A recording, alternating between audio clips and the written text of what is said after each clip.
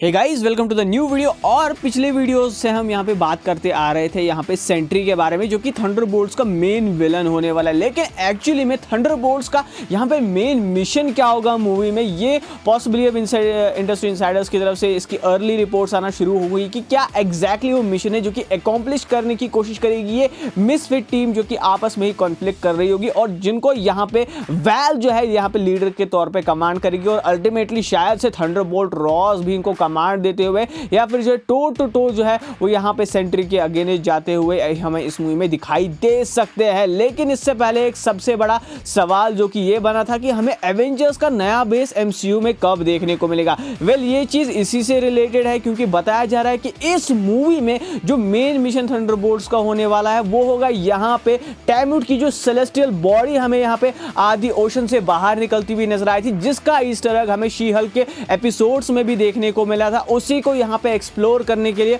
और उसी मिशन के तौर पे एक पार्ट ऑफ मिशन जो है वो भी होगा थंडरबोल्ट्स की टीम का, जहां पे वो एडामेंटियम की तलाश करेंगे। अब ये एडामेंटियम यहाँ पे वैल को या फिर थंडरबोल्ट रॉस को क्यों चाहिए होगा या फिर जो भी इनका लीडर जो है पीछे से कमांड कर रहा है, ये मुझे बताने की जरूरत नहीं है क्योंकि एडामेंटियम का मेटल सीधा सीधा वुल्वरीन से यहाँ पे जो है रिलेट करा जाता है, कॉमिक्स में भी, मूवीज में भी। और यहाँ पे बहुत बड़ा reason Valentina de Allegra Fontaine, जो कि यहाँ पे सीआई की डायरेक्टर है, जिन्होंने यहाँ पे मैंने आपको बताया था ना कि किस तरीके से वो वकांडा का यहाँ पे जो है वाइब्रेनियम चुराने की भी कोशिश करी। हो सकता है कि एडामेंटियम मेटल जो है वाइब्रेनियम को टक्कर करने के लिए या फिर जो है एक्चुअली में वो वाइब्रेनियम को ही ढूंढ रहे हो, लेकिन उनको एडामेंटियम मिलेगा उस टैम्यूट की सेलेस्टियल बॉडी के आसपास, क्योंकि वो टैम्यूट की जो बॉडी है ना कहीं वो बहुत सारे अर्थ के मेटल से, मिनरल से बनी हुई है, जिसको यहाँ पे जो है एक तरीके से एक रिसोर्स माइनिंग की तरह यहाँ पे यूज कर सकती है थंडरबोल्ट्स की टीम। या फिर जो भी अगर हम स्वॉर्ड एजेंसी की बात करें या फिर जो शील्ड है वो से एक यहाँ पे सुपर ह्यूमन बेस में कन्वर्ट कर सकती है। लेकिन सबसे बड़ा एक र्यूमर कुछ टाइम पहले ये आया था कि एवेंजर्स जो है टैम्यूट की सेलेस्टियल बॉडी को एक नए एवेंजर्स बेस की तरह यूज करेंगे। लेकिन अब बताया जा रहा है कि हो सकता है हमें ये टैम्यूट की सेलेस्टियल बॉडी जो है एक आइलैंड के तौर पे काम करती हुई नजर आए, जो कि यहाँ पे एक्समैन की म्यूटेंट्स का बेस हो सकती है। अब देखो यार, एक्समैन की म्यूटेंट्स का बेस एक आइलैंड कॉमिक में रहा है जिसका नाम यहाँ पे जिनेशा था, जो कि यहाँ पे मेडागास्कर या फिर साउथ अफ्रीका के ईस्ट कोस्ट के आसपास यानी कि पैसिफिक ओशन के आसपास है। और कहीं ना कहीं ये टैम्यूट की सेलेस्टियल बॉडी भी शायद से पैसिफिक ओशन या फिर कहीं जो है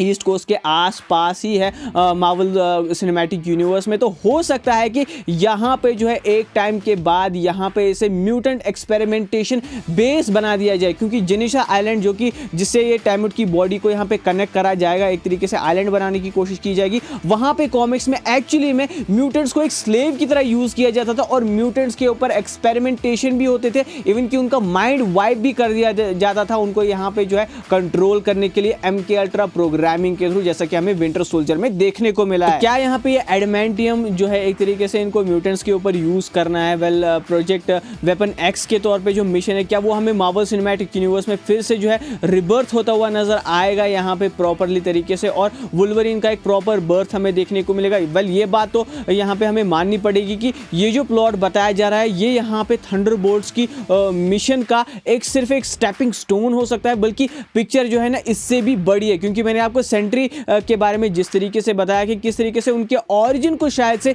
इस मूवी में हमें टेम्पररी बताया जाए कि किस तरीके से उनको क्रिएट किया गया और कैसे वो थंडरबोल्ट्स के अगेंस्ट में जाएंगे, क्योंकि वैलेंटाइना अलेग्रा डी फॉन्टेन जिसके अंडर ये टीम पॉसिबली काम करने वाली है, उनके ही अगेंस्ट उनकी अपनी टीम क्यों जाएगी और क्यों वो सेंट्री को रिक्रूट करेगी, ये देखना बहुत ही इंपॉर्टेंट बात रहेगी। और जेनोशा आइलैंड को अगर कॉमिक्स में आप देखोगे ना, एक टाइम पे यहाँ पे एक सीक्रेट ग्रुप जिसको कोटाटी नाम से भी जाना जाता था, उसने यहाँ पे एक टाइम पे प्लान किया था कि हम वकांडा पे अटैक करेंगे, क्योंकि जेनोशा आइलैंड बहुत ही ज्यादा पावरफुल कंट्री और बहुत ही ज्यादा रिच कंट्री जो है वो यहाँ पे जो है वकांडा की तरह मानी जाती थी। जैसे मार्वल सिनेमैटिक यूनिवर्स में अभी वकांडा को सुपर पावर के नाम से जाना जाता था, वैसे ही ये आइलैंड भी एक पावरफुल आइलैंड था, लेकिन एक्चुअली में उनको यहाँ पे जो है वो सक्सेस नहीं हो पाते हैं मिशन में। तो हो सकता है कि इसी टैम्यूट सेलेस्टियल के रिसोर्सेज का या फिर इसी के अंदर जो मिनरल्स मौजूद है उसका यूज करके कहीं ना कहीं जो है डिफरेंट एजेंसी CIA यहाँ पे स्वॉर्ड जैसी एजेंसी जो है वकांडा को टेक डाउन करने की कोशिश करेंगे